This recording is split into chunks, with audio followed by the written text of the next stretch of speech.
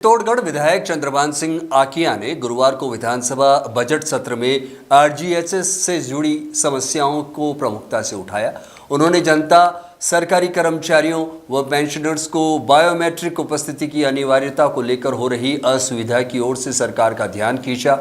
और इसका प्रश्न भी उठाया, जिसके जवाब में उप मुख्यमंत्री दिया कुमारी ने कहा कि सतर्कता विभाग कुछ प्रकरणों में योजना के दुरुपयोग की शिकायतों को देखते हुए आरजीएचएस कर्मियों के लिए बायोमेट्रिक उपस्थिति अनिवार्य की थी, लेकिन अत्यंत गंभीर और 75 साल से ऊपर के कर्मचारियों के लिए बायोमेट्रिक उपस्थिति की अनिवार्यता नहीं है। वहीं आकिया के दवा नहीं देने और भर्ती नहीं करने के सवाल पर उप मुख्यमंत्री दिया कुमारी ने कहा कि सरकार की मंशा इस योजना को बंद करने की नहीं है।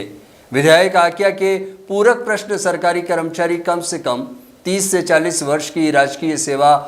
पूर्ण करने के पश्चात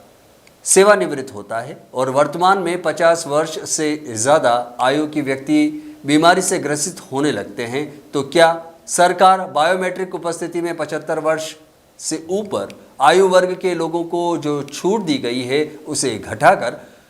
60 साल या उससे ऊपर करने की योजना रखती है या नहीं? इस पर दिया कुमारी ने कहा कि गंभीर हालत के मरीजों के लिए बायोमेट्रिक उपस्थिति अनिवार्य नहीं है।